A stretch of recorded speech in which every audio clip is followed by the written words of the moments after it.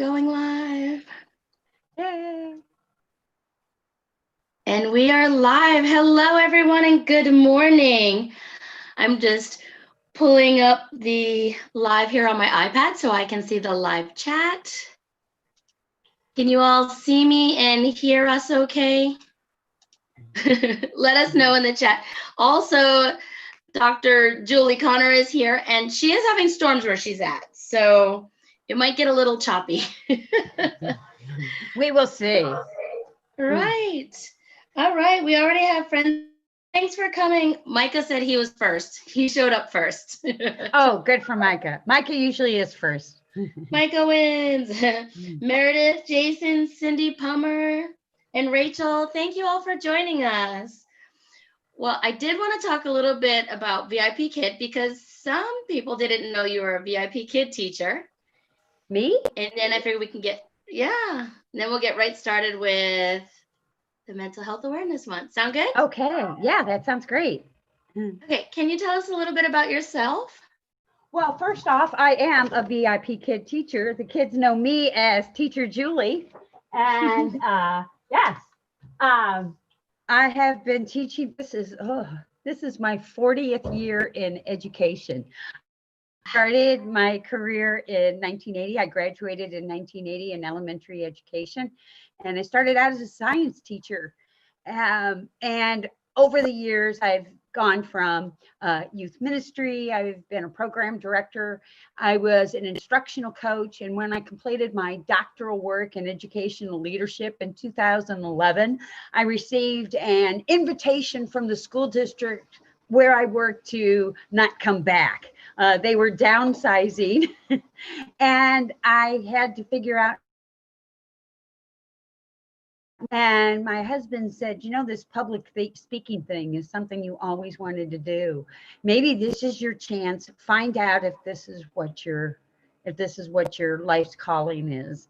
And so I started in educational leadership, developing peer leadership. That's something I'm really passionate about.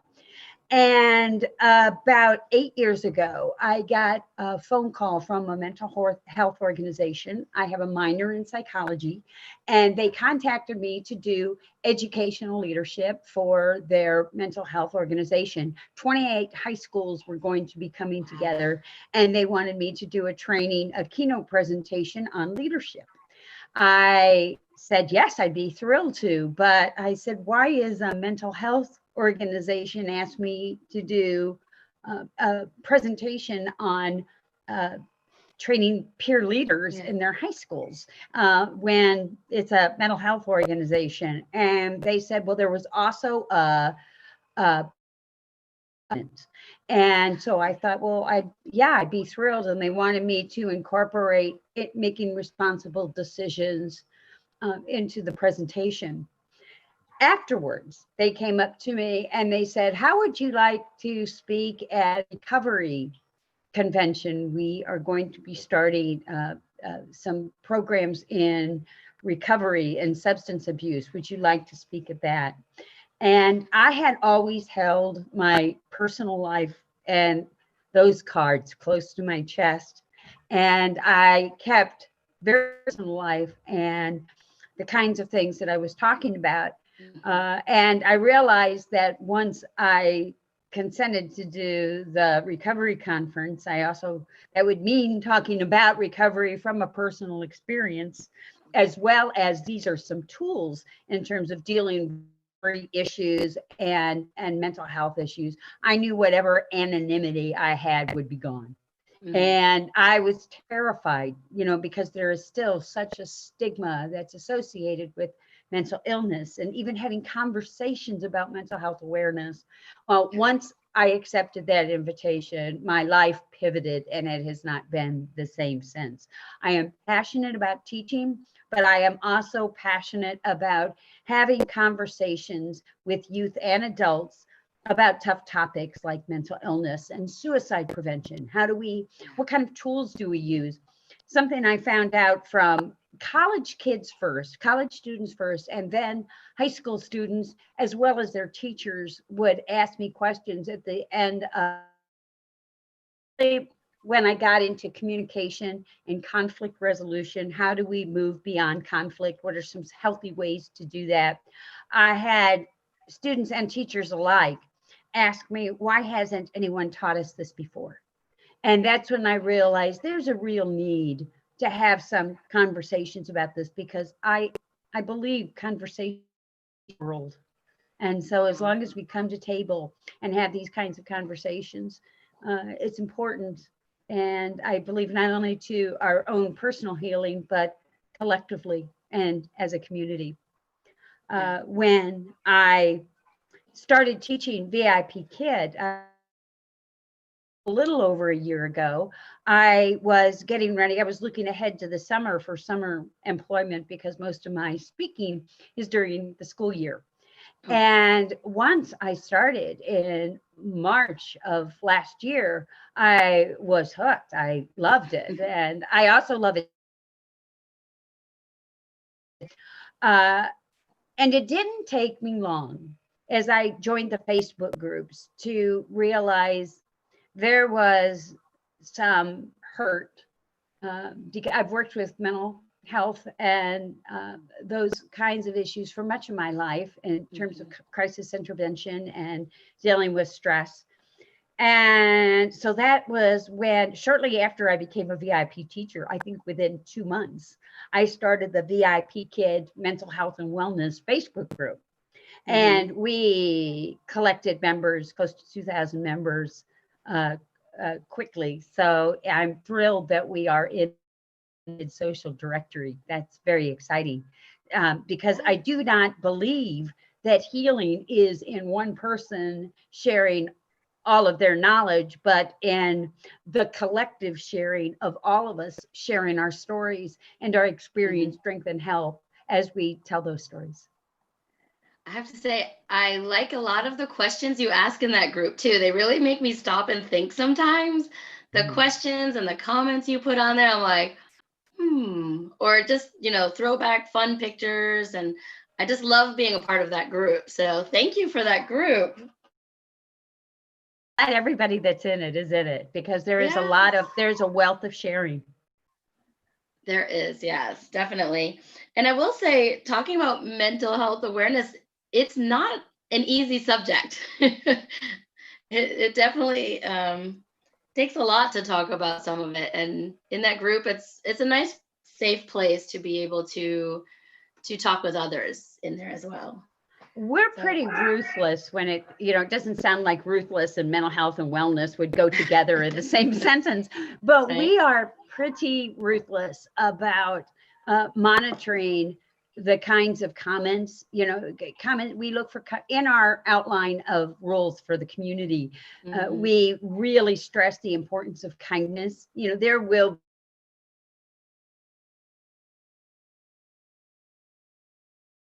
and we shut it down quick when it's not.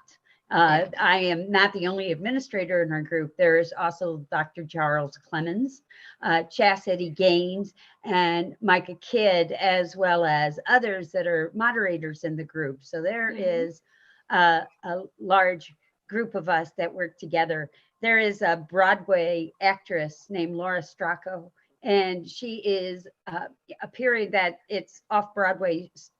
It's not an off-Broadway production. It is not on Broadway right now because of the closing of the productions and some of the laws that surround, or not laws, but mandates that surround social gatherings. But when that is lifted, she will be in Diana the musical on Broadway. So something I find so exciting is all of the broad background that teachers bring in their expertise. Laura offers on Fridays in our VIP Kid Mental Health and Wellness group. She is the master affirmation go-to person, and the kinds of positive affirmations that she offers every week are touching and warm and life affirming.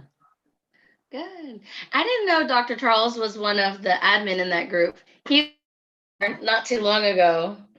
Was he in the men's conversation? The conversation that you had with men? Yes. I am beyond words with how funny and enlightening and warm, because as a, I can be largely left brain when it comes to problem solving strategies. And I tend to think I teach, or I think from a masculine point of view, until I heard that. And then until I watched that video, and I realized, no, I definitely come from a feminine background. So for those of us to hear the collective, oh, that was fun. That was, and I have a question for you. What was it that prompted you to host a YouTube video chat about for the men who are VIP kid teachers? What brought that decision? My husband and I go for walks all the time, and we talk ideas back and forth. And Tim had been on my channel before, and just some questions had come up, and my husband said, "Hey, how about having some guys on the show and on the channel and talk to them about their perspective?" And I was like, "Okay, I'll see who wants to come on." And I think it was pretty popular. I have another group of guys that might be coming in June. So oh, I hope so. That was wonderful. It was fun, and it was lighthearted, but it was really enlightening. So that was a wonderful interview. I enjoyed that one very much. Good. I'm glad you enjoyed it. It was super fun. Really quick, what does your VIP Kids schedule look like? And maybe just tell us a little bit, like your favorite props and levels, and because I really want to get to mental health awareness, but I also want to know your VIP kid info. Oh, yeah, you're going to love this one. So, well, here's my classroom. One of the things, I'm so happy that I have a webcam, because I can remove it and show kids, like when we're talking about some of our different spaces and what it's like to be in a house, I show them what it's like to be in a basement, which is where I am. I started out in the dining room upstairs when I became a VIP kid teacher, with a lamp on the table and a whiteboard that I could put up and down. And I thought, this is easy, this is fast, and it won't interfere. My space for teaching won't interfere with the rest of the life that happens around me in my home. That was a mistake. It took, within 1 week, I realized I needed a bigger space. I really look forward to the day when I'm working more with Google Slides. My friend that I admire and love, Morgan Brown, a VIP kid master teacher. I met her in Omaha. I contacted her one day and said, I will come to you. Can you show me some of what you're doing using video? And it's just astounding, some of the tools that they use. But I'm not there yet. I'm still largely a 2D prop teacher. And as you see, I pride myself on being organized, but I was so tired this morning that let's have a tour. I am in a basement. This is my VIP kid classroom, and I will walk over here. And this is what my classroom looks like from a distance. Like I said before, I am in a basement. And my husband, I'm grateful, was able to take this set of shelves that originally had paint on it and painted those up. And here, one of the things that I really like in my VIP kid classroom is this here. It was a whiteboard, but because of the lights here reflect, and they were reflecting off the whiteboard. So I painted this with black chalkboard paint. I can use chalk on it to write, and it still has its magnetic surface. So I can take my stars and pop those up on the board, as well as other props that I use, like games, or when we celebrate the holidays, here's Mike and Megan there. Chinese New Year, those pop up there. So yeah, I really like that. But today, I like to believe that I put things away. I usually am really good about putting things away, but today, as you can see, it's a bit of a tornado down here. One thing I do want to have to say to teachers as they organize their spaces, I think it can be polarizing. I think it's easy to get frozen and trying to figure out where do I put things. I want to put them in the absolute best space possible. Yeah. And I certainly experienced that too. And I finally realized, put them somewhere and I can always change my mind. So start out putting it somewhere. And so I like having I have files over here where I keep some of my props, and I keep my most popular props over here, like my China props in this drawer. I like having the drawers here, my games over here. I had stuffed animals all up above my board, those guys over there on the shelf. I had those all up behind on the top shelf, but my classroom was starting to get really cluttered. And so I cleaned some of this up. I cleaned for like an hour yesterday trying to organize. Since I'm a kindergarten teacher, I had 4 sets of those drawers already. So that actually makes up my background. That's what my animals are sitting on. So I have 3 sets. I have 4 sets of drawers back here. Oh, I see. Yes. Yeah, I have the same drawers. Okay, you just have them. Okay, I have them spread out. So on this side is like all my trial stuff, and I even have a drawer for snacks for the middle of the night. Good for you, because when we teach long periods of time, it's important to have some of those things and spaces built in for that. I originally taught early morning, like 3 to 8 or something like that, because that fits so good into my time schedule. In February or March, I think Micah Kidd, the founder of the VIP Kid Health and Wellness Group, and he's one of our administrators in the VIP Kid Mental Health and Wellness Group, because those two fit so well together. They do. One of the things that I forgot where I was going with that. Completely forgot. Micah. You were talking about 3 to 8. Your classes. Oh, did he tell you to get more sleep or something? Well, he often says that. In fact, I put that one of his articles on my website at www.drjulieconnor.com. I put that there. Yeah, small commercial. And it's down below too. It's down in the description box. So make sure you click. Well, I'm not going to be going there. It's not the promote time. I know that. It is time to talk about things that are important to VIP kid teachers.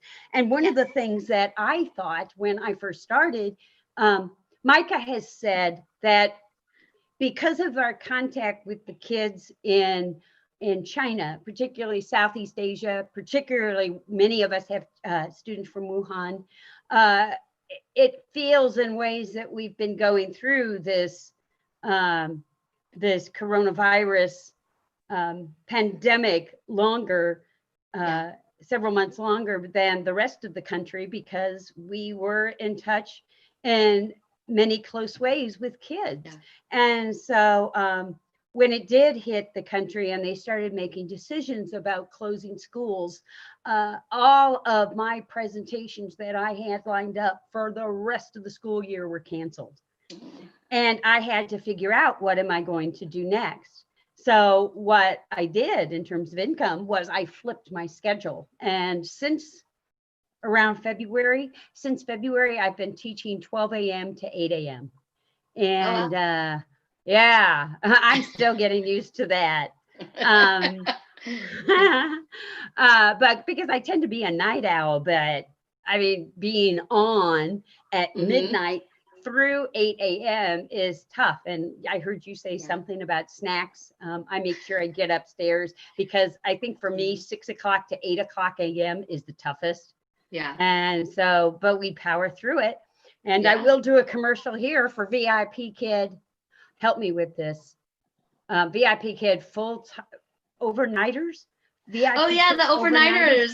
The overnight group. There are great suggestions. And one thing I will be doing in terms of promoting, as we talk about, is there are some fabulous VIP Kid Facebook groups that I depend on in terms of the input that they offer. And for anyone that works those late night hours, clipping into that VIP Kid overnighters Facebook group is really valuable.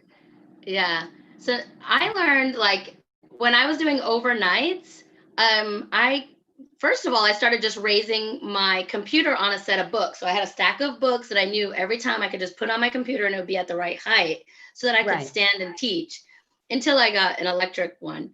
And I have a board that I can stand on and move and wobble. But I always tell people, if you're doing overnights, get up out of your chair during that short time you have, even if you have to march in place, stretch, move. Right. Yeah.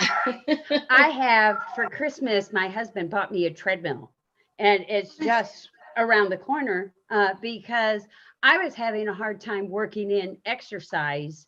And, you know, especially when we work long hours that are through the night, where does exercise come in that? So yeah, movement is really important. And one of the things I heard you say is the electric, you have an electric table, electric desk? Yeah. Is that what I heard you say? So I just push the button and up you go. Can you see it? Do you have a webcam that you can show it?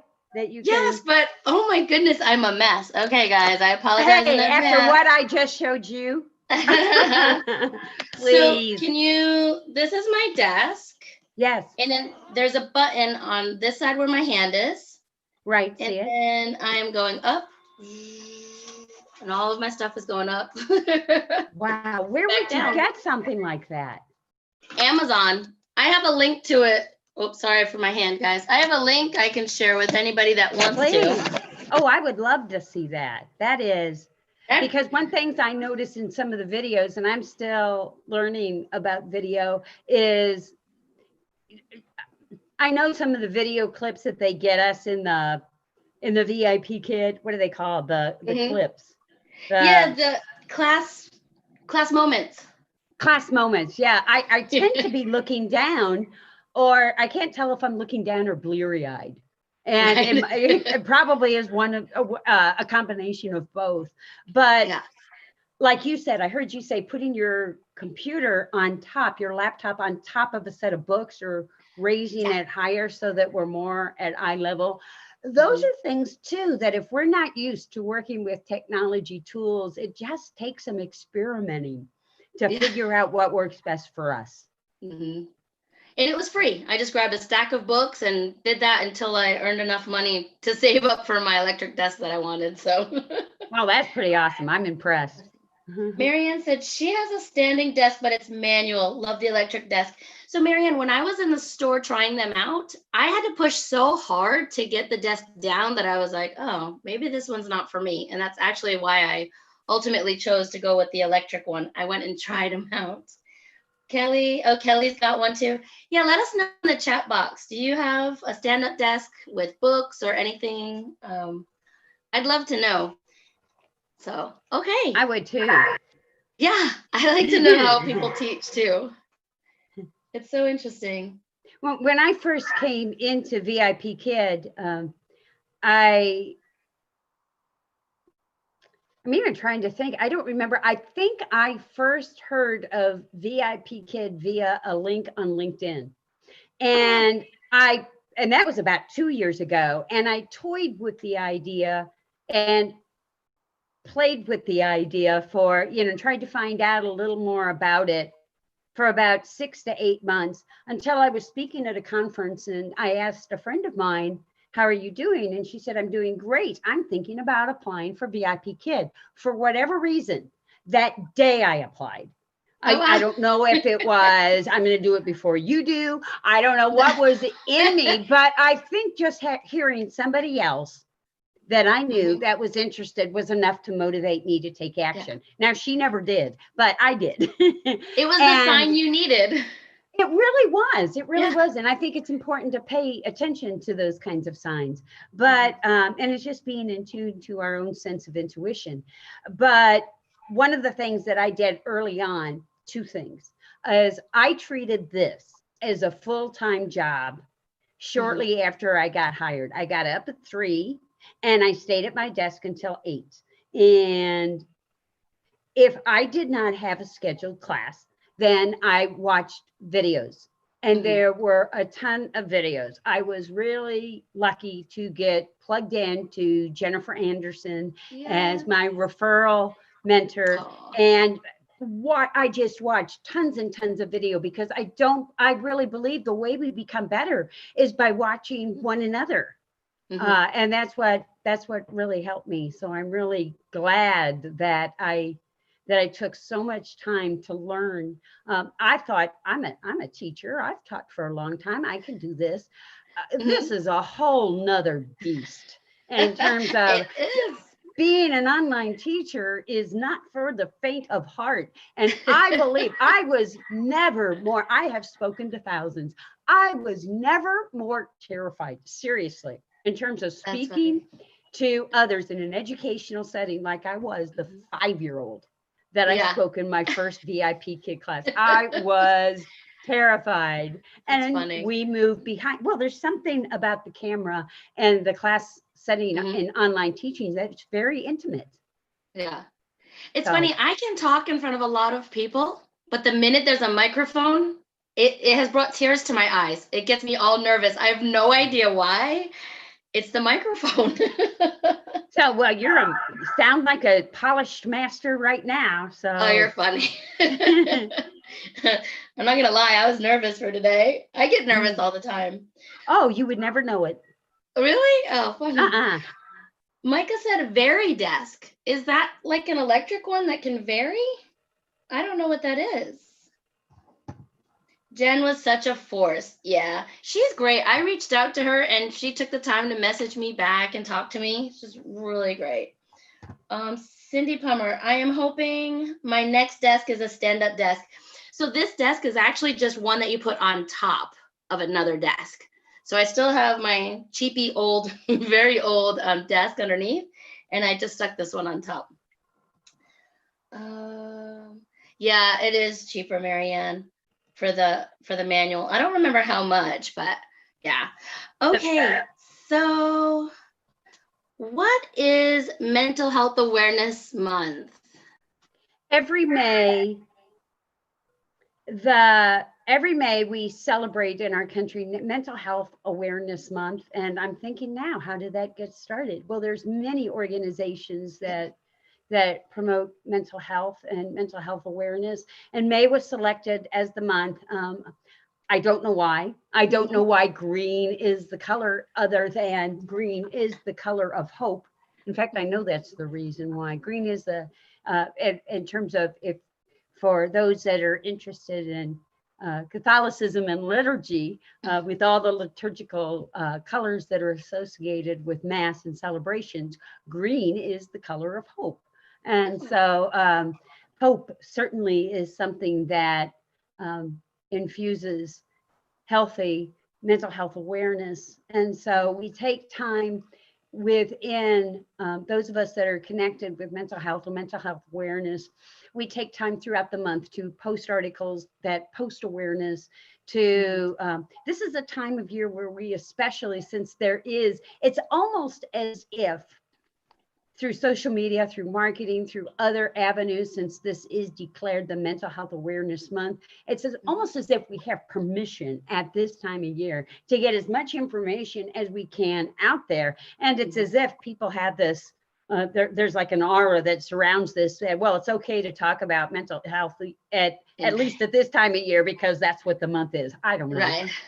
But I am glad that there is a month where we can collectively discuss issues related to mental health and mental health awareness. Good. Yeah, I looked up the color ribbon this morning and found out it was green. It said specifically for bipolar and depression, but I didn't see it for the whole month. So, oh, thanks, Laura. Sorry, I always get distracted. I'm still learning. I'm trying to figure out how to get the chat box up without taking over the entire screen. So on YouTube, you have YouTube set up? Oh, I'm on.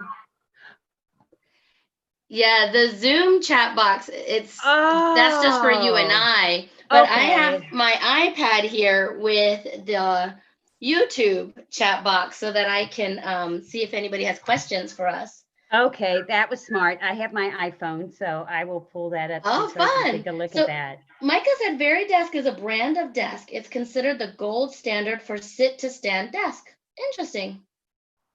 Great. Do you mind? Can I ask how much it costs? I'll have to look. I don't know about the VeriDesk, but I'll definitely put the link below, and we can check it out there. Maybe I can look it up. Thank you both for talking about your classrooms. Laura said, thank you for talking about your classroom. Guys, when you have tons of level 1s and 2s, is your desk in your room a lot messier? Yeah. I had yesterday, it was like 3 level 2s, a level 1, and a Starlight trial, and my whole corner was trashed. Marianne said, Julie, I like your dino clock. Oh, I think you told us how to make that, right? Didn't you make that or something? yeah. What I have is there is a VIP Kid props group that I believe Jennifer Anderson and friends started. Oh yeah. And there are tons of props that are available. The clock itself is available as a 2D cutout on the site. All I did is I went to Walmart and bought a cheap $5 clock. I think it was even less than that, because when I went to educational sites and looked up the price on educational clocks, they were $30 to $40. Well, I got this for $5, and then I just got the insert and a pipe cleaner to help hold the hands on, stuck that inside the clock, and voila, there we go, dino clock. Great. I wish I would have known about that when I was a kindergarten teacher, because I went and bought like all Dr. Seuss ones and Eric Carle. I never thought, I'm not crafty.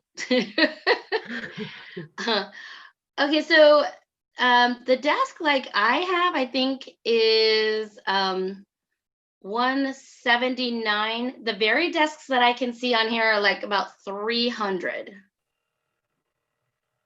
So, but what you do, if I put one link in there, guys, you can click on that and go and search for all of them. So I think this is the one that Micah was talking about. And I'll add that. Marianne said, yes, messy desks unite. Awesome. Thanks, Julie, for the info about the dino clock. What's that? I love the props. That there's a couple of websites, VIP Kid Props and Videos is not the only place that has all kinds of prop sharing ideas. Yeah. But that's where I have purchased some props from the Teacher Pay Teachers and some of those organizations that have those online props available.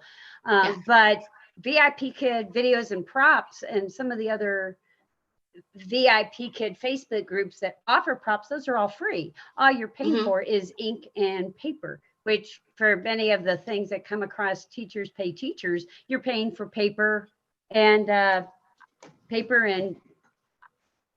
laminate and all of those things anyway. So and out of all, I've been teaching for 10 months now, and Amanda Panda, I just like clicked on one of her links to her Facebook group.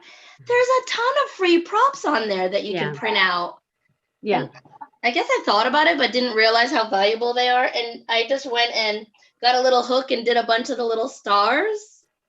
And now they're just on a little binder clip and hanging up right here next to me now. I did all that yesterday. Oh, good for you. And that's one thing I've been doing for a while, is trying to figure out where is the best place to put my props and things. I've had things, props that I did not know would be valuable, kind of the things I thought I would use all the time, not so much, but some of the things that I expected to use that I did not expect to use all the time became things I use all the time. Where now I'm looking, like, for example, like the bottled water. I use bottled water for water, for liquid, for drink. There's so many things I use this for. Yeah. Yeah, for thirsty. Exactly. I had one day I was stepping up and down on my step ladder, and I had a prop that fell against it. And so here on the step ladder, what you see here, this is a step Yeah. ladder. I've got Uh-huh. some of my things like tools and forks Yeah. and some things here, but the step ladder became a place where I put a lot of my props next to my desk. They're ready, available. Yeah. I also have over here, I have some, if you can see these here, these are pipes, Oh yeah. the different pipes, furnace Oh. pipes. And we had some of these in our basement. So I just set those up on my desk. And what I Mhm. like about these as opposed to flat pans is those stand up. And I Yeah. have a bunch of props Wow, stuck that's to a that. great idea. So, well, it's just we get inspired by watching what each other is doing. And then that's where we find out really good ideas. Good. Okay. Julie, can you help bring us back to mental health awareness? Because I keep making us go astray. Well, I think there's so many things that we're excited about. I think it all connects. Yeah. Okay, good. It does. I get so excited and I don't know. Okay, so why do you think awareness is important? I think that's a good reason to come back. Well, for one, and I think these kinds of conversations that we're having right now, even if they're about props and some of these other things, hit a real core issue that is significant right now. And that's with the social isolation that people are experiencing. For VIP kid teachers in particular that are single, or single mothers or living alone, that this is a job that can become very isolating because it's between us and the computer, and the kids on the other side of the planet in a different hemisphere. And so it's very important for us to find places to connect. And this is deeply connected to mental health awareness because there is such a shame piece that's connected. I believe there's many that say that mental health, such as mental health issues such as depression and schizophrenia and some of those disorders that are so heartbreaking. That is true, but I believe what the killer is the silence that shames people, and the stigma that surrounds that shames people into silence. I believe these kinds of conversations are important, and the conversations that we have, whether it's props or where we're going to put different things, those are the kinds of conversations that start to build trust. And if we can talk about props and messy death and some of these things, I mean, truly, I believe this is a great segue into how do we talk about more difficult issues. Because when we showed our desk and some of the mess that we're surrounded with in our classrooms, it exposes some of our humanness, and that invites other people to share their humanness as well. And that's where with mental health awareness we begin with dialogue. It's important to have conversations where we feel comfortable enough to be ourselves. Right. I think I was telling you last night on Messenger that one of the things Kristen and I had talked about when she reached out to me, she's like, well, I just need to talk with other people. And her and I have met up for 2 lives now, and we just talk. The other night we talked for 2.5 hours, and there was 8 or 9 of you in the chat talking with us, and we all just talked for hours. And it was just like having conversation with friends and phone calls with friends. And I just thought, wow, I think I think the tools of social media and technology are forcing intimate conversations that build relationships. I have been a strong believer throughout the last couple of years that the homeschool model, social media, and technology are going to connect and transform 21st century education. The pandemic has really forced those kinds of conversations to take place. I've heard people say, particularly in educational settings, they can't wait for things to get back to normal. Things will never be back to normal. Our normal has changed, and we have a new normal now, because school districts throughout the country, as well as parents, as well as families, are finding out that the value of, first off, of teachers. I think many homeschooling parents now, not by choice, but because of the force of the pandemic and the closings of schools, have found out how very difficult teaching really is, and how much training and preparation is involved in that. Right.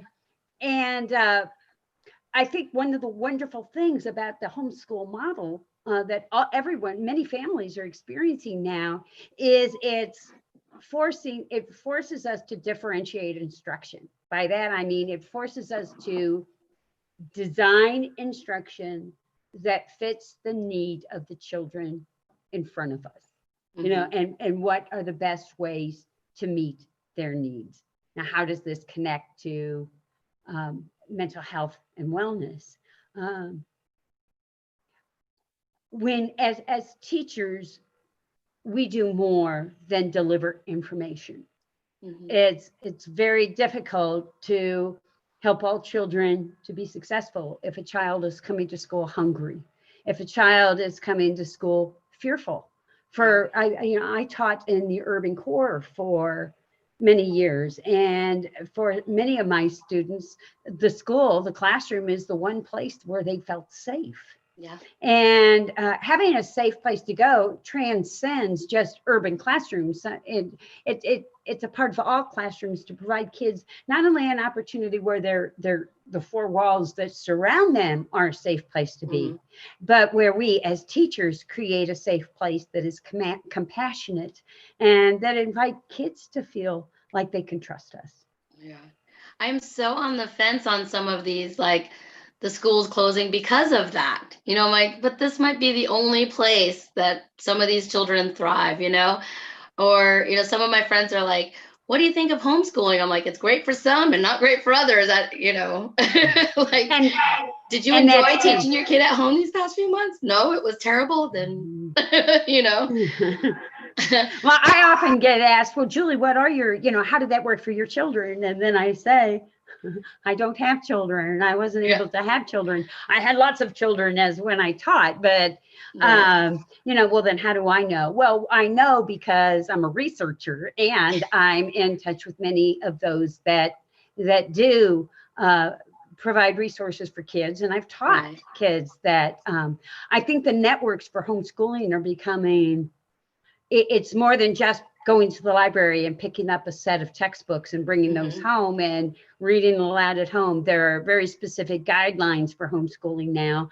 And there are networks now, particularly in the age of technology, where parents can really meet the standards for each grade level and deliver content that is meaningful and valuable via online opportunities like this. I think for any of us that are wanting to teach in other programs, other online programs that are starting to mushroom now in growth, I think those of us who have been VIP Kid teachers now come into those if we're looking for something more in our own time zone. I think VIP Kid and programs like this are giving us just oodles of teaching opportunities in an online setting. So, and I believe that as teachers in particular, if we are going to be the compassionate and loving teachers that we want to be, if we want to be fully aware and fully present for our teachers, it is important, it is vital that we be taking good care of ourselves. Self-care is so important. And when we look at terms of mental health awareness, it's more than having conversations about bipolar disorder or suicide intervention. Mental health awareness is holistic. It involves not only taking a look and having information about mental illness and psychology in general, but it's also about health. It's about what do we put into our bodies? Are we getting enough water? Are we getting healthy food? When I first started out on the speaking circuit 20 years ago, I got most of my food from vending machines. And and I thought I was eating a healthy diet because I ate popcorn, and popcorn is corn, and corn is a vegetable. And I drank Diet Coke, and Diet Coke is good because it has 0 calories. Because it's diet. Yeah, peanut butter crackers from the vending machine are carbohydrates and protein. And it wasn't until later when I started taking a look and changing my diet, how important this was for me in terms of my own body and learning how to take care of myself. I believe with every challenge, there is an opportunity. We can look at challenges as obstacles that prevent us from moving forward and living the kind of lives that we hope to live. Or we can look at them as directional arrows that give us opportunities to explore new skills, new knowledge, new tools. And sometimes the answers to our prayers, I believe, show up as challenges. For example, I had wanted to get out of education when I was working on my doctoral program between 2008 and 2011 for years. The letter that I received that did not renew my contract for that position in 2011 was, I imagine I would still be there today had I not been given the impetus through a non-renewal to make some different choices. In terms of my own story with mental health, like I said before, I had this stage persona that was big and positive. When I was in 3rd grade, I started to experiencing these dark periods of sadness, and I didn't have the vocabulary like many of our children, since mental health and mental health awareness is not something that we talk openly about. We do better now, and I'll talk more about that later. But I had no vocabulary, and nor did the people that were in my family. So the comments that I heard when I felt dark and started isolating was, pull yourself up by your bootstraps. You got to get over this. Stop feeling sorry for yourself, and all of those kinds of comments. So the darkness that I was feeling, those periods lengthened, and then I started to feel ashamed. And so the periods lengthened. By the time I was in junior high, I started to experience what I didn't know at the time was a panic attack. By the time I was teaching my first year, I started to experience full-blown panic disorder. And I remember it accompanied vertigo, the very first panic attack I had. I was walking into a classroom, and it felt like the room had literally turned upside down. And so I made a doctor's appointment. My father died when he was 46. He had a massive heart attack at 46 years of age, and I thought I was having a heart attack too. Like so many people with a panic disorder, I went to the emergency room. They did a full scan and said, "You're perfectly healthy, you're fine," and sent me home. What started then was avoidance behavior. I didn't have good information, and not understanding what was happening in my body. The only association I could make were those associations that were physical. I was in an elevator when I had a panic attack, so I started to avoid elevators. I had a panic attack when I was at Walmart. I started to avoid malls and large groups. One of the most severe panic attacks I had was in a car, and I was by myself. I called and tried to get help, and everybody just said, "Drive home, you'll be fine." And I was just paralyzed with fear, to the point where I admitted myself to a hospital, to a stress unit at that particular time. And I was diagnosed with a severe panic disorder and agoraphobia. agoraphobia is a form of mental illness, a severe form where we become afraid of leaving our homes, and we self-isolate to a point that it becomes difficult to live and function on our own. And so that began my journey. Even when I was in the hospital at the time, I heard a lot of the same messages that I grew up with in the hospital setting. Wow. Yeah, at the time they prescribed some of the deep sedators in medicine, Librium and Valium and Xanax and things that I knew were addictive. And I would ask somebody, please explain this to me. I don't feel good when I take this. And they'd say, you're just a hypochondriac. And I would say, well, then tell me, how is this supposed to work in my body? And everybody from the nurse on up to the psychologist and psychiatrist would say the same thing. I don't know. Let's look it up in the book and see what the book says. And I began to think, if you're going to call me names, you better know something about this drug. Right. And where I was extremely fortunate was I had resigned from my position that year where I was teaching in 1990. And I didn't know what I was going to do next. I was agoraphobic. I couldn't leave my home. I was having panic attacks daily. My family was ashamed of it. I had lost most of my friends because I was the one that had what they considered was a nervous breakdown at that time. Who knows what that is. But what I got was a phone call from a university 30 miles away. And they called me and they said they needed a teacher, somebody with teaching experience. Would I be interested in applying for an instructional position? Could I come to the college and apply for it? And they would pay for my entire master's degree. They would give me a stipend. So I got in the car. And I remember my husband at the time trying to talk me out of it.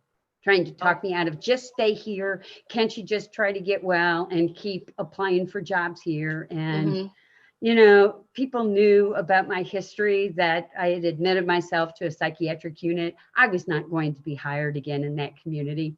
Right. And I knew when I got in my car that day that recovery for me, not for everyone, but recovery for me was going to come at a cost. And the cost would be great. For me, the cost would be willingness to release the relationships and friendships that I had at that time, to explore new jobs that were unfamiliar. I knew it would mean risking losing my relationships with family, at least in the way that I knew them at that time. I would need to be willing to leave my home. And I would need to be willing to lose my marriage. And that's exactly what happened in that order. Wow. But I knew I had to get well. And I recognized that there was an opportunity here, even though I didn't completely understand it. So I got in the car, drove to the university 30 miles away. I cried the entire way because I was so scared. I went to the education department for the appointment. They sent me to the safety department, and I didn't understand where they do cars and stuff. Why am I going over there? So I drove over there. I met with the director of the program, and he said, Julie, we need somebody who knows something about curriculum, who can help us redesign our program. And I asked, what would you like me to teach? Driver's education. Driver's education. And I got honest. And it was the first time I admitted outside of family, I have a panic disorder. I'm agoraphobic. I'm afraid to drive. And the man looked at me and he made a bit of a confusing face. And he said, Julie, I don't understand the words you're using, but if you trust us, we will teach you how to take care of yourself behind the wheel of a car. Oh, I just got goosebumps. And so I accepted the position. And one day, as I was driving to the university, there was a tornado warning. that happened. I was in the middle of a severe thunderstorm, driving on country roads. I was soaking wet and found my way to the counseling center in one of the buildings at the university. And I walked through the front door. Thank God no one was there other than the staff at that time. And I was crying. And I said, listen, I have a panic disorder. I'm really scared. I'm really frightened. I don't know what to do. I deal with depression. And I had a panic attack and I was in my car and I'm really afraid to drive. And can I just come over here and sit in this corner right over there? And I'll sit in the corner. I promise I won't bother anybody and I'll be really quiet. Can I just sit in this corner whenever I have a panic attack? And she said, how would you like to come back a little more often than that? And that's when I met the people that would give me the tools that I would need to take really good care of myself. And for me, everybody's journey is different. For me, it would mean meeting with a psychiatrist on a regular basis and all he did was monitor medication. I think it's important for people to understand, oftentimes when they meet with a psychiatrist for medication, they don't understand, well, he should have been more compassionate. Why wasn't he asking me about my history or what I'm experiencing? The job of the psychiatrist is to prescribe medication and how that medication works in your body. Then it's important to, in addition to a psychiatrist that can prescribe medication if needed, to have a psychologist or a counselor or a support group that with which you can tell your story and share experience and find support. I found throughout the weeks, once I realized this was a journey I'd be doing alone, I found all of those. I reached out because I was desperate. Desperation. It was not wisdom that was driving those decisions. It was desperation. I was in AA, we call it willingness to go to any length. And I was willing to do anything to feel better. I remember one of the things that I received when I was in the hospital, did not understand it at the time, but one of the orderlies, I think, came up to me and he saw what I was experiencing with panic attacks. And just to let you know how long ago this was, he came up to me with a cassette. And on the cassette was, on the front side of the cassette was guided meditation, using the body to relax the mind. And on the other side was using the mind to relax the body. And it was a guided meditation where I could close my eyes, breathe deeply, and relax my own body. There are hundreds of guided meditations that I think are wonderful on YouTube. They are also available on apps that you can get on your cell phone. For example, Insight Timer has wonderful meditations. Was it Insight? Insight Timer. Insight Timer. I believe that one is free. Okay. Calm also has an app called Calm, has wonderful tools. I believe there is a charge for Calm. I love the ones I find on YouTube. And you just have to experiment and find the one that works best for you. Changing my diet helped. Changing my water intake helped. One of the things I learned was that dehydration mimics all of the symptoms of anxiety. Oh. So even though I don't like the taste of water, I would rather drink a milkshake. There is water in a milkshake, so I can count that as water. No, I can't.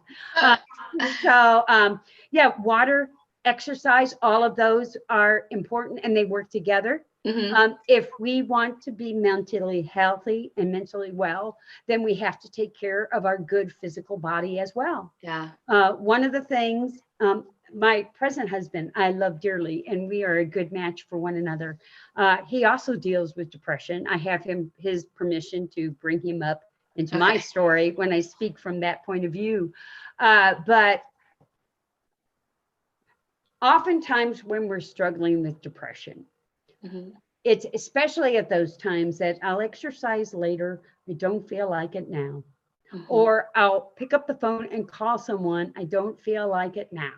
Yeah. Whatever it is, I'll eat healthy later. I don't feel like it right now because I'm feeling depressed. It is in those times that we must power through it and do that which is healthy for us. And that's why support groups are so powerful, because we can find companions on the journey that help us power through and do the things that are really hard, especially when we're struggling with depression or anxiety. Great. So in the chat box, tell us some of the things you guys do for self-care. Let's make kind of a list of ideas. Self-care is awesome. Yes. I am terrible with water, but I'm working on. I always think to take my water on walks with me, so I drink a bottle of water on my walks. But I will tell you that if I'm at home, my coffee and my mom mug, it's like all day, every day is coffee. So let's see. I try to limit my coffee to 1 cup a day, and oh, Julie. I have been drinking 1 to 3 cups of coffee when I started teaching midnight to 8, but I have been better. I still have a long way to go where it comes to water intake. If Micah's still on the call, have Micah or somebody chime in with, I used to know this. Okay. Multiply your weight by 10. Oh, for water intake? For water intake, multiply your weight times, and that's the number of ounces that you should. I think if you do a Google search, if someone does a Google search on that, to figure out what is the amount of water you should be taking in a day. Micah said, I'm here. Now, Micah, tell us, answer that question. How much water should we get a day, or what is the formula for figuring that out? I usually say half your body weight, just as a go around figure. That's it. Yeah, let's see what Micah says. Let's see what Micah says. Kelly said, yes, when doctors don't know, they tend to blame the patient. It's been my experience too.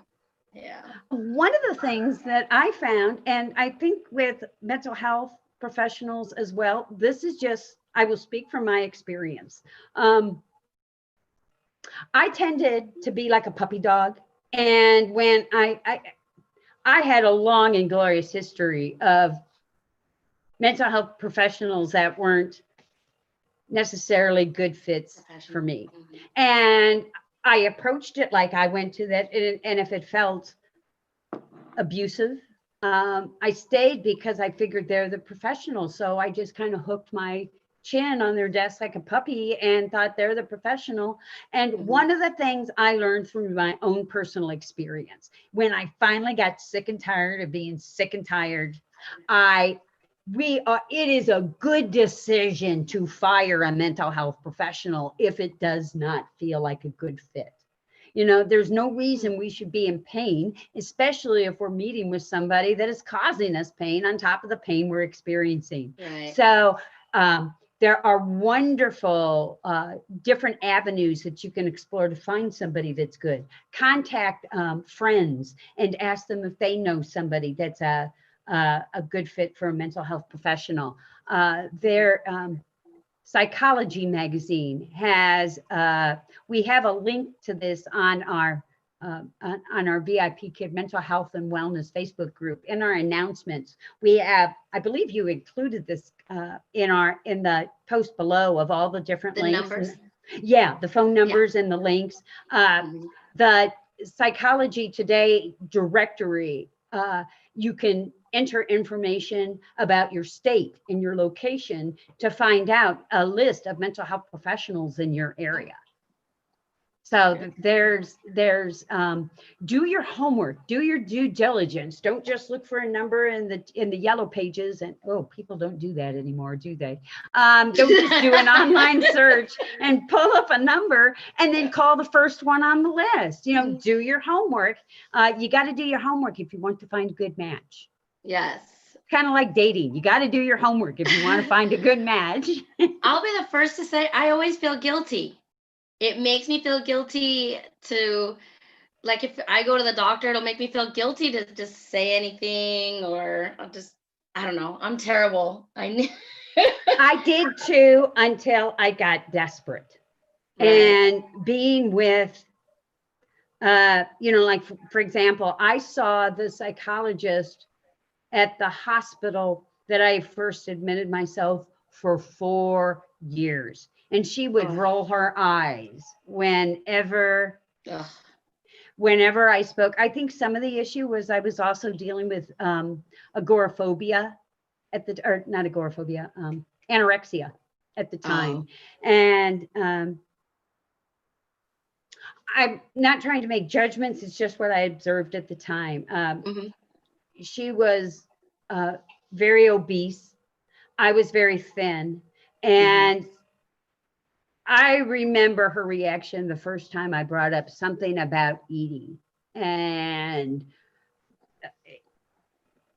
she had her own demons she needed to deal with. Oh, yeah. Yeah. And whatever issues were going on at the time, I should have left a lot earlier, but I didn't know. And I was consumed with guilt. And, once again, it's about powering through. Am I going to allow guilt to make the decisions I need to make to be healthy?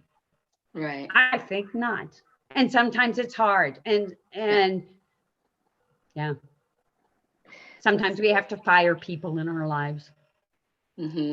Cindy Pummer, this morning pages, stream of conscious writing in the mornings. I also need to do something creative as self-care too.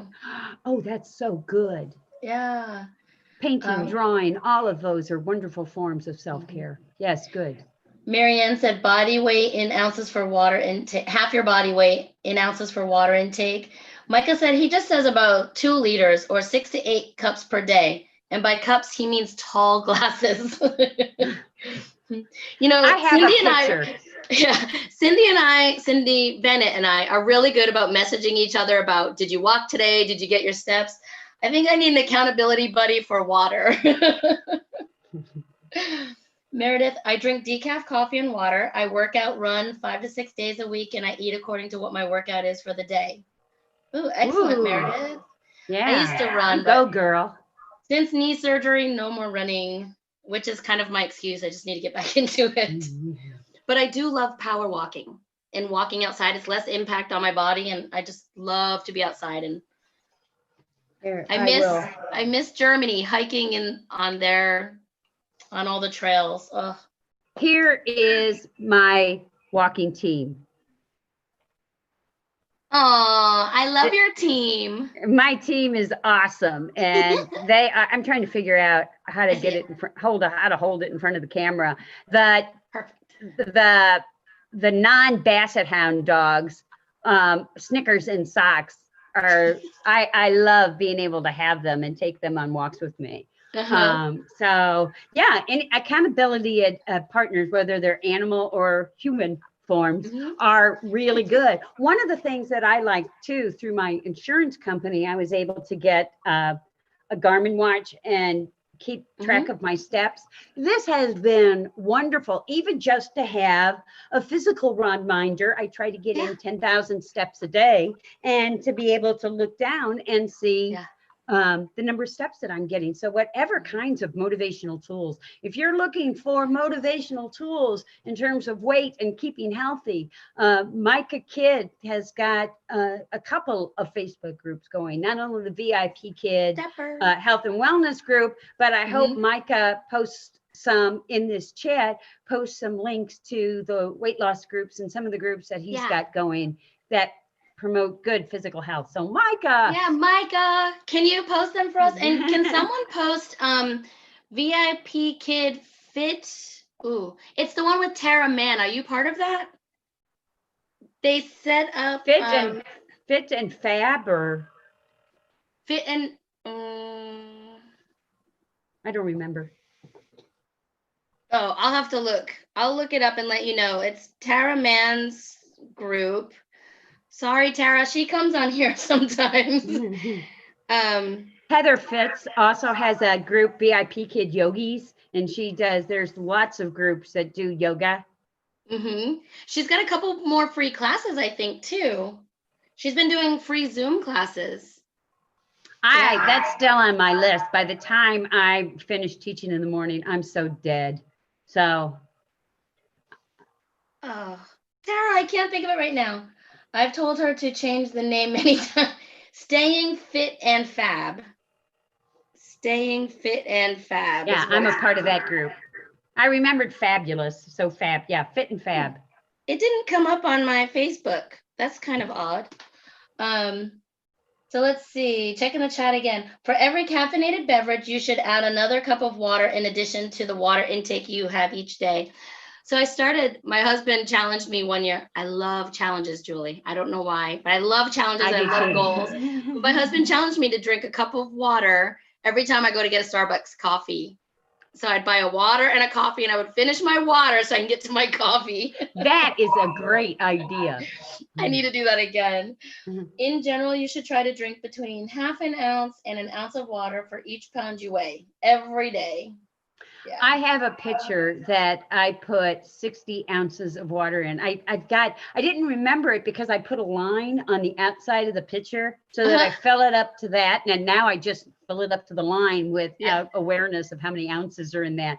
But I fill it up to that line, and oh boy, it's hard. I keep that pitcher, and that's my pitcher. And I make sure that water is done before I go to bed at night. There's one on Pinterest that I really like, and you fill up your water bottle and you write on it by 7 a.m., 9 a.m., 10, whatever. And I would just drink to what I had to, but it would make me finish it. Whatever works, works, whatever will keep us motivated. Yeah. And Micah is putting the groups in there. Thanks, Yay. Micah. You rock. He already knows that. So how can we help friends or family members?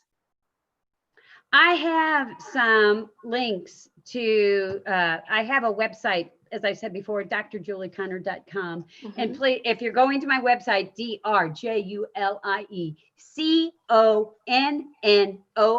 If you go to Connor, Conner, you will not find me, or you may find somebody else, but it's not me. One of the articles that I have on my website is, if you go to the search, type in how to talk to someone about mental illness. Okay. There are some do's and don'ts.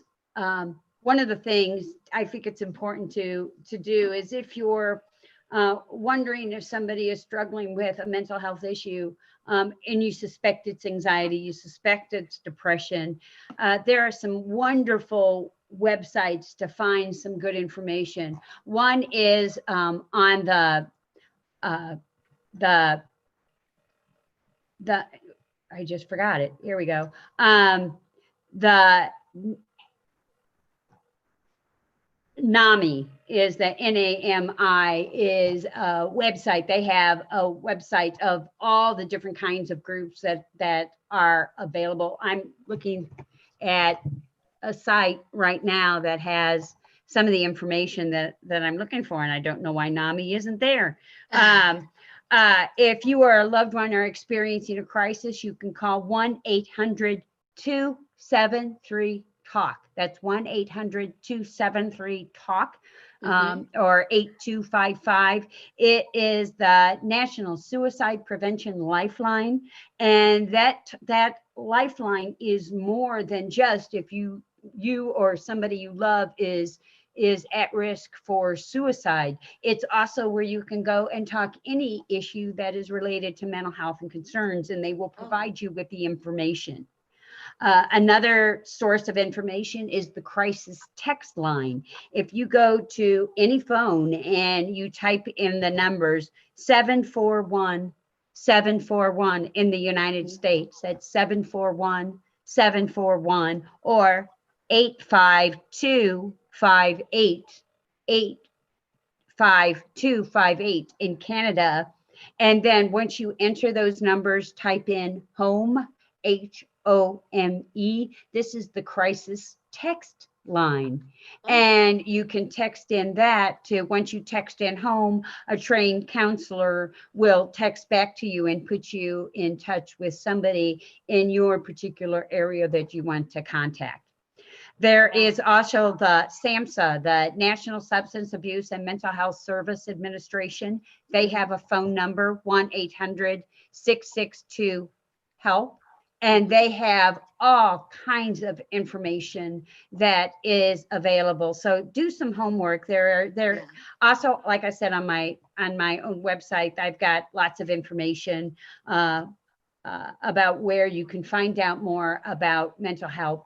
If somebody you love is struggling with what you believe is mental health issue, there are some signs to look for that I believe are important. Look for if you see changes, in particular changes in diet, whether it's overeating or losing weight. If you see changes in personal hygiene, if you see somebody if somebody you care about is starting to withdraw, these are important signs to keep track of. And what I recommend is making some notes. If you notice over time some of these changes, angry outburst or complete withdrawal, keep some notes about some behaviors that you notice, and then arrange some time. Hey, I'd really like to talk to you about something. Have you got some time? I'm really concerned about you. I love you and care about you. Is there some time we can talk? So when you set up a time beforehand, it doesn't make somebody feel like they're it's non-threatening. Yeah. Allowing the time, especially coming from a point of care and concern, invites a conversation. And then what to do is, once you begin a conversation, is identify the issues that concern you. And it's really important to identify behaviors that you see. Not, I think you're depressed. What can we do about that? We are not the doctors. It's not up to us to make a medical diagnosis. What we can say is, I've noticed that I don't see you as often. I call and I'm wondering, are you okay? I've noticed that you seem to be losing weight. And is that true? Are you taking good care of yourself? Is there anything that you would like to talk about? How are you doing? Just those kinds of concerns. By making observations, you're not threatening somebody and pushing them into a corner. When we make judgments like you're not yourself, I think you're dealing with depression. What we force another person, especially if they're not ready to talk about it, is we force them to deny it. No, I'm not. And that ends the conversation. It also puts up a wall between the people that we love and care about. Once you ask those kinds of questions, it sounds like you feel sad about, then we can start making reflective decisions rather than reflective listening. I think sometimes, as women in particular, when somebody starts to speak of us, if we've had a conversation where I notice that you're not around as much and I really miss your company. If they trust you enough to start talking about, yeah, I do feel sad, I'm not really sure why. That's a time, I think as women, we often want to say start making suggestions about what they can do. It's too early for that yet. What you can do is just start reflective listening. If somebody, for example, is saying that they feel sad and not sure why, that's a really good opportunity for you just to say, you really do sound sad. It sounds like it's a hard time for you. Is that what you're saying? It's a technique we call mirroring. And what mirroring allows us to do is it really allows the other person to get a handle on whether we are hearing them accurately. It gives us that information. Plus, it also gives them an opportunity to feel heard. That we're not in it to offer advice or fix them. Sometimes the first step towards healing is just to be heard. And then it's good after that, once they are involved in trusting you enough to talk about how they feel. It's an opportunity, rather than to tell them what to do. It's an opportunity to ask a question like, or to make a statement and ask a question like, boy, this does feel overwhelming. I can understand why you may feel so upset at this time. What do you think your choices are? Hmm. That's a real critical question, because you invite them. Oftentimes when we get stuck, we fall deeper and deeper when it doesn't feel like we have any ways out. But when somebody confronts us with the question of, what are your choices? Then that puts us in a position where we have to explore on our own. Mm-hmm. We do have choices. We're not just stuck in one particular situation. And we can even offer, if they're saying there are no choices, it's an opportunity to explore, well, what about this? Or it leads us to a place too where we can say, would you like to talk to someone about that? Would you like me to help you find someone to talk? Or I know somebody that I think would really be helpful. It may be somebody at a church where there are oftentimes lay ministers that are trained. Some of the larger churches have trained professionals on staff that do counseling for little to no charge. So there's all kinds of opportunities that are available for support. And then even offer, if you'd like somebody to go with you, I'd be happy to go with you so you don't have to go alone. And I think as we start making, because of the stigma, when we offer opportunities to talk, that and then offer to go with them, it becomes safe. It's not something you have to do alone. So these are some tips that I hope those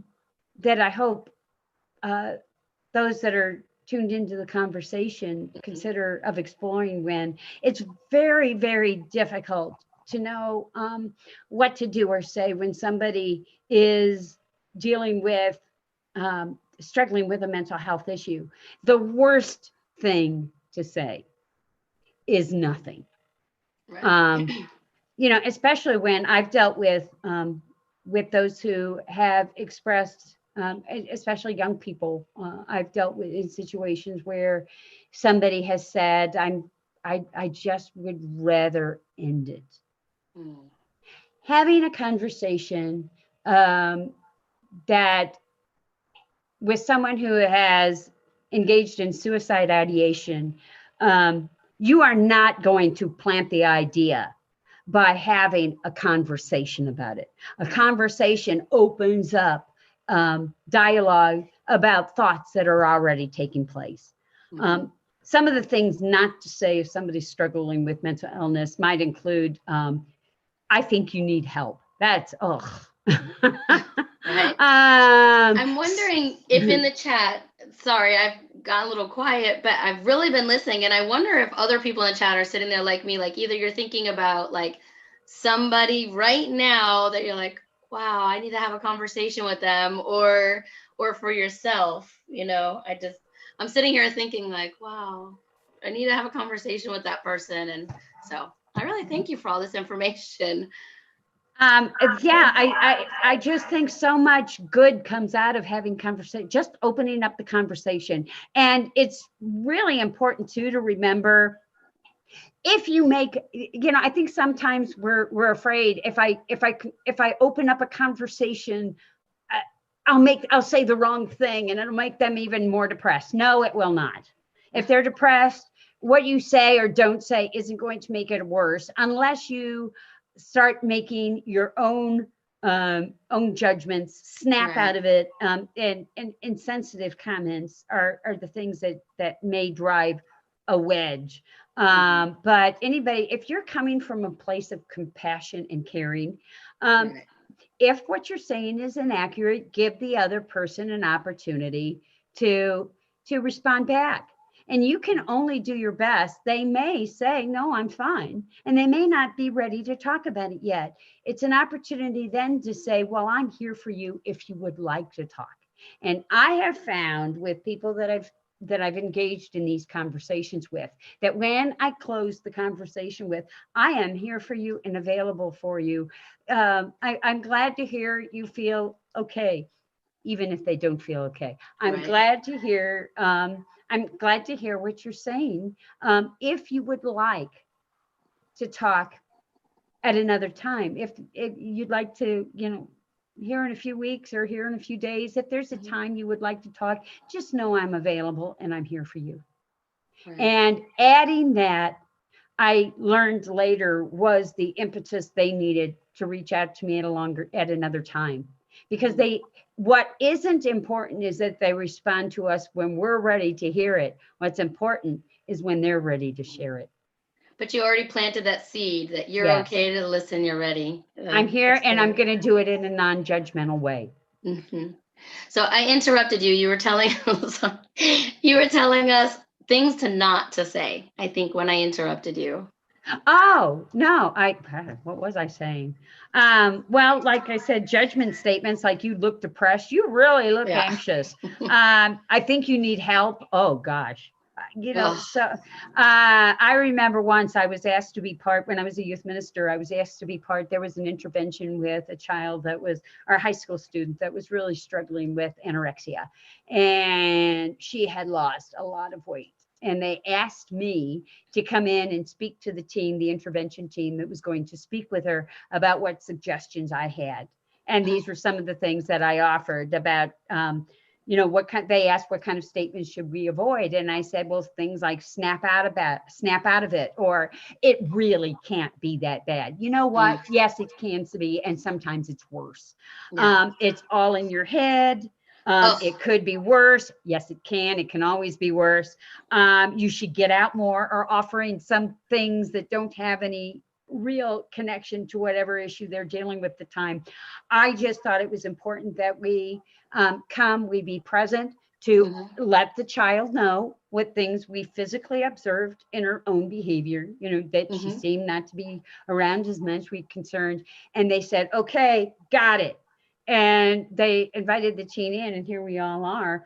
And the first thing the counselor comes right out of the gate with, you're anorexic. We all decided to meet, and we decided we think you're anorexic, and we think you need help. It was almost as if every single thing on the list that I said do not say are the things right, that he says. And it gets back to also, just because they're a trained professional doesn't necessarily mean that they're going to be the one that is most sensitive. It was a right. conversation that just to cut that conversation short, I eventually, I tried to be good and behave. I didn't think this was their turf, not mine. But Mhm, after about 10 minutes of that, I finally interrupted. And I didn't tell him he was wrong. I didn't make any judgments or about anything that he was saying. But when he right. finally took a breath was when I jumped into the conversation and said, hey, this is what I really care about you. And all of us do. We're here because we care about you. How Yeah. are you doing?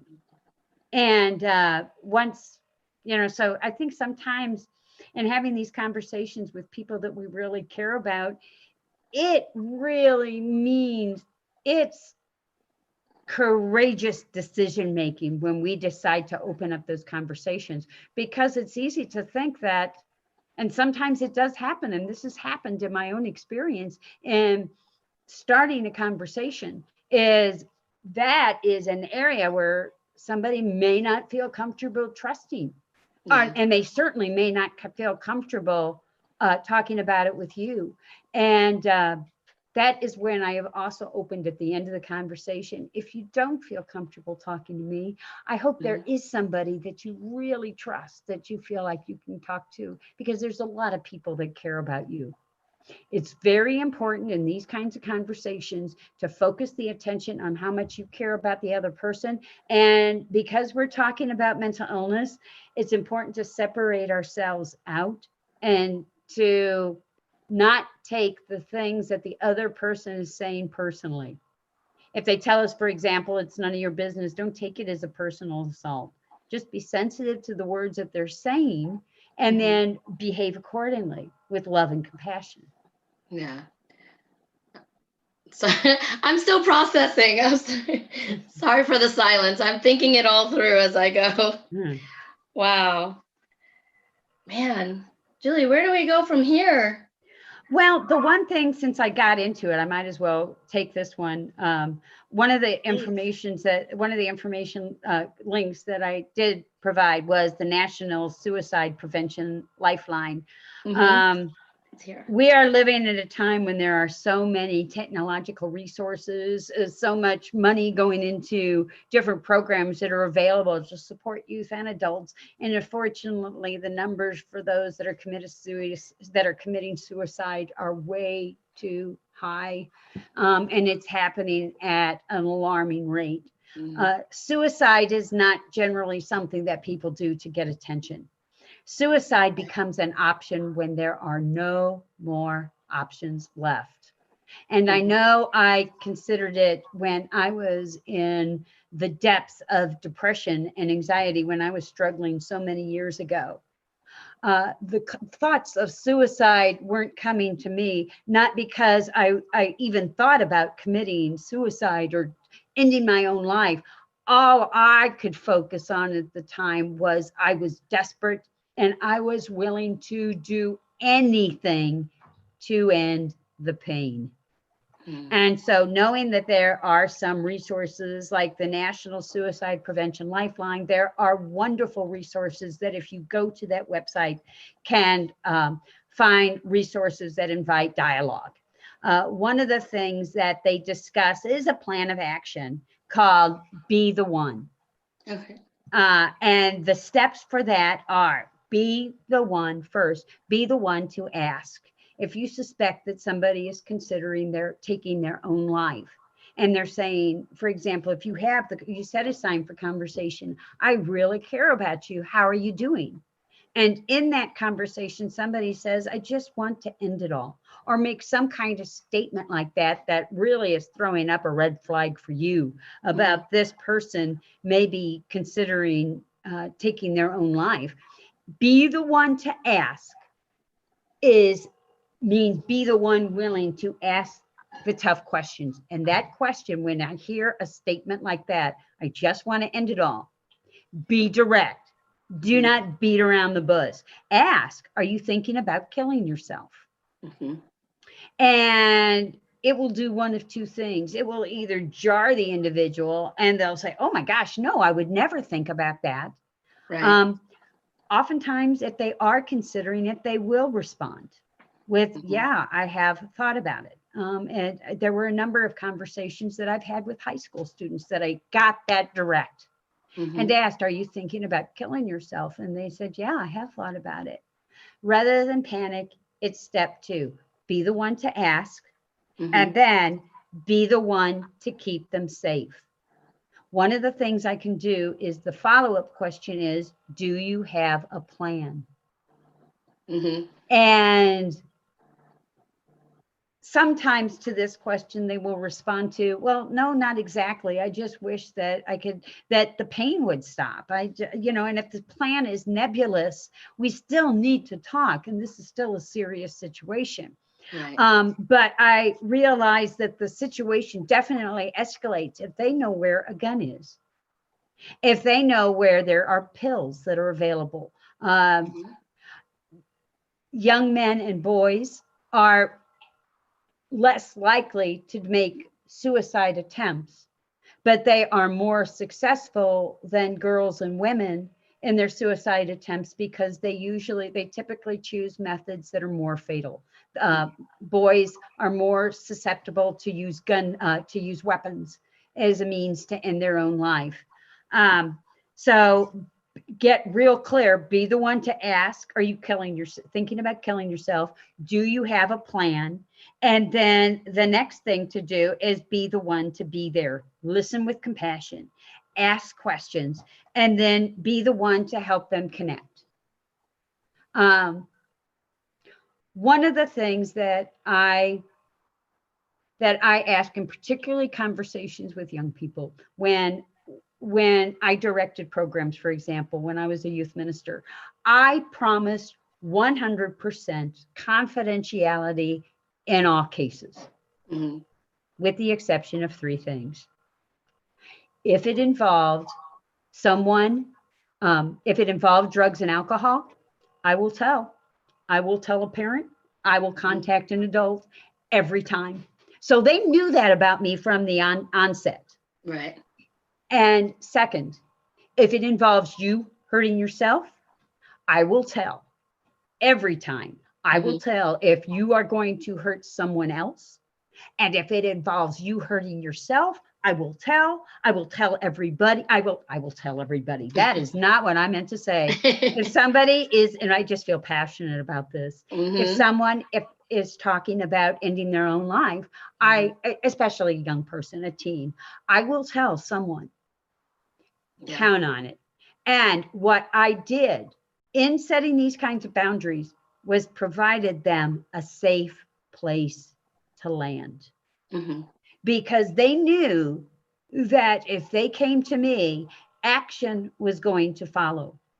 Even if they were at their most scared, and like teens typically do, they'll say, I'm thinking about, if they are seriously considering suicide, will say, I'm thinking about ending my own life. Please don't tell anyone.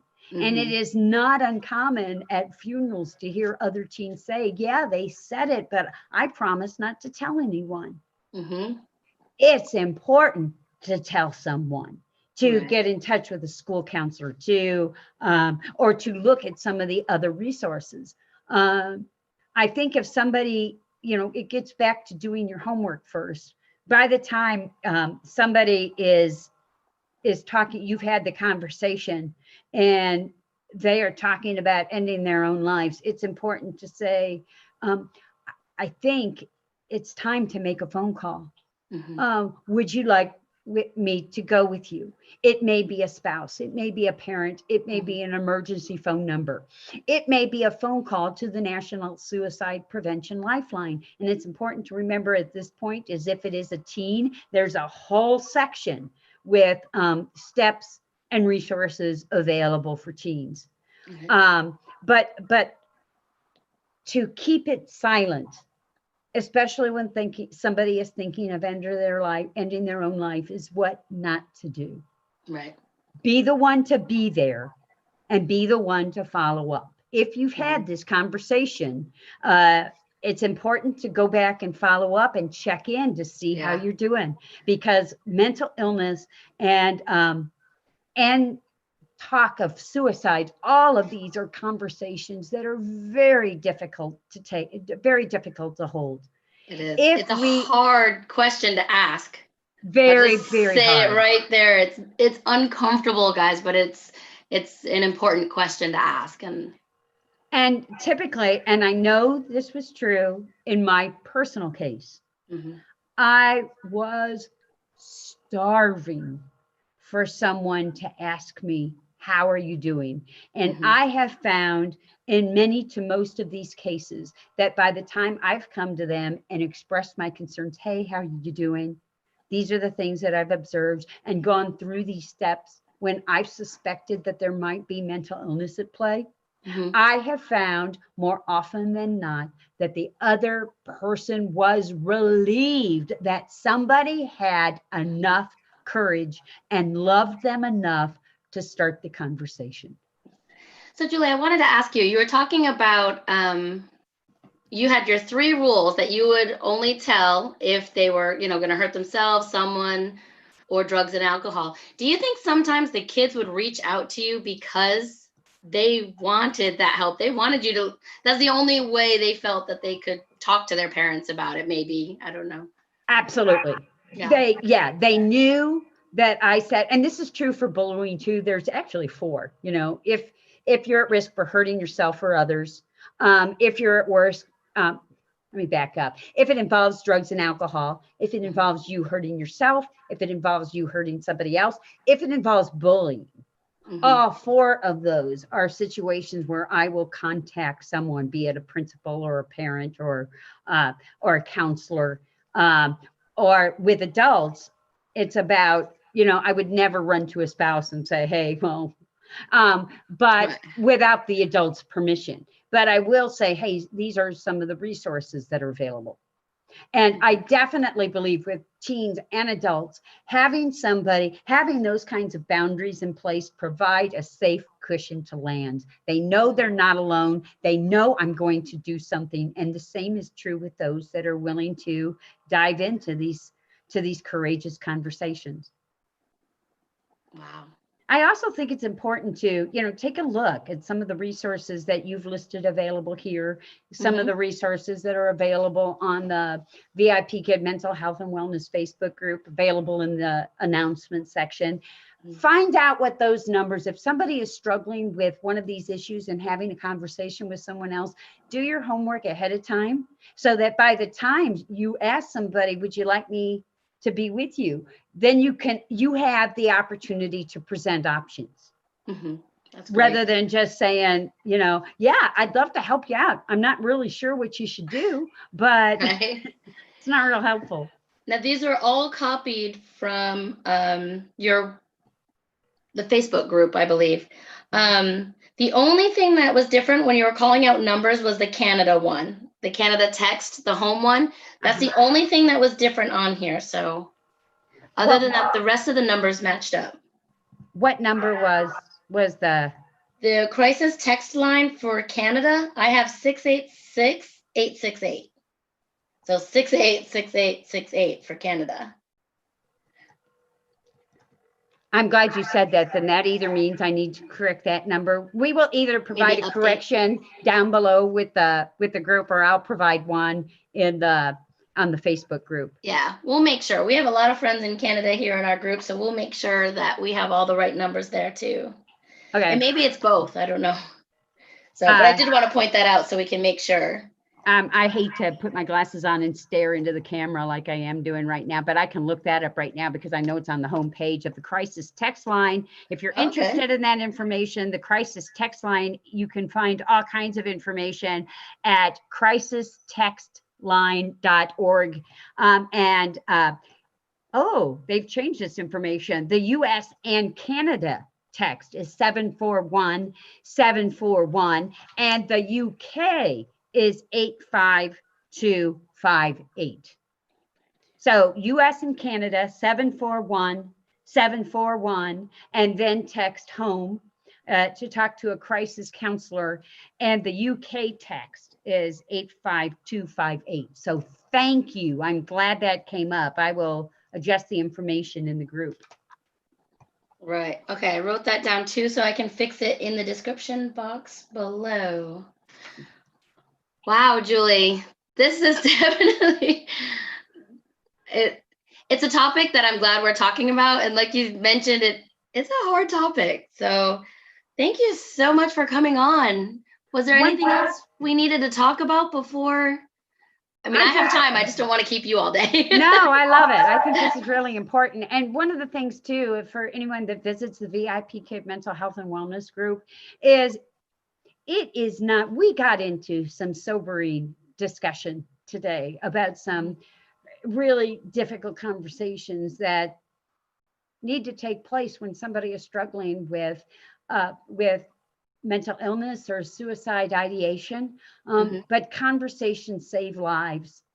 And at the very beginning of our conversation together, we were talking about some of the people that had texted in, brought up painting and the creative arts, and some of the information, all of the information is not deep and troublesome and haunting and all encompassing and consuming. There's lots of other things that we have, that clips that we throw into. Micah and I in particular, I think will throw in videos or comments, and there's things that we do to invite, just to keep it light.